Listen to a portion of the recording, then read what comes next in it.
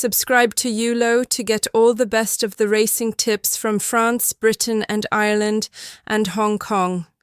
We feature every race of the biggest festivals, so remember that Royal Ascot is just a few weeks away, and also check up on the ULO Weekender podcast later in the week for some in-depth analysis of the big races. Sunday is the French Guineas Day, so we'll be down at Paris-Longchamp to see the Poule des Poullains and the Poule des Pouliches. Early on the card at Longchamp, the Presson Georges can go to Electric Storm. James Tate's sprinter was very good in the Lansdowne at Bath in her last run, stretching away from frost. At dawn, so with form in the book on the soft ground, I think she will win. The Prix Allery only has 4, but it is a very good 4 who all have a chance.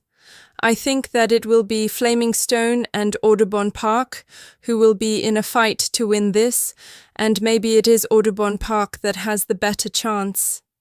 She has won both her starts, and very much last time at Saint-Cloud, she impressed to stretch away from the field under Christophe Soumillon, so I think there is more to come from her.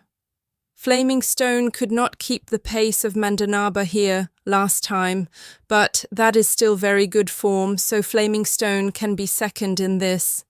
Sunday's nap is Vespertilio, going in the Al-Shira'a Racing Mutamakina Stakes.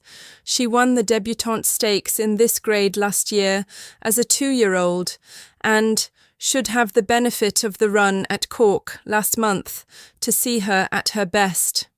Gavin Cromwell's Fiery Lucy does not have that advantage, so Ger Lyons Chantez could be one to make a race of it with Vespertilio.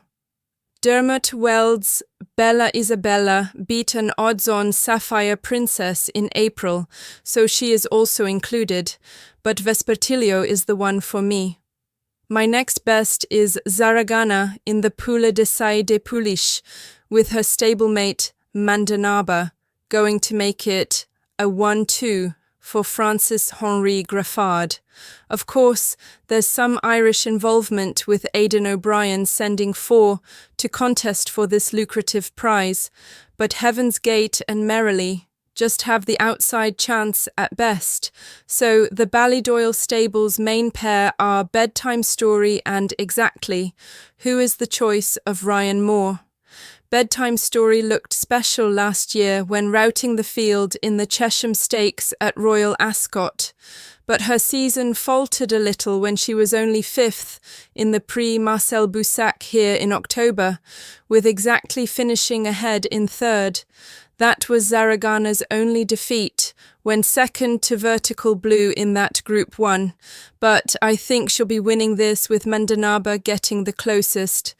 I will take a chance on Camille Pissarro for the Poule des Poullains.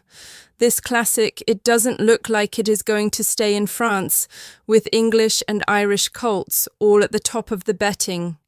Aidan O'Brien has 2, Henri Matisse and Camille Pissarro, and although Henri Matisse is ahead in the betting, Camille Pissarro won the Jean-Luc Lagardère here in October, so under Christophe Soumillon, again cannot be discounted. I know that Jay Sella has a feeling for Hotaz Hell for this, so he also comes onto the list, while Andrew Balding's Jonquil also has a chance, judged by the win at Newbury last month. I will take a chance, though, with Camille Pissarro, who has a wide draw, but Christophe Soumillon won on her before, and can do so again. Back over at Leopardstown, Diego Velasquez is 3 from 3, and is very hard to oppose in the Amethyst Stakes, despite the lack of a recent run. This is of course just a listed contest, though there is some quality to this field, with Mutasarraf and Lord Massasus all in the lineup.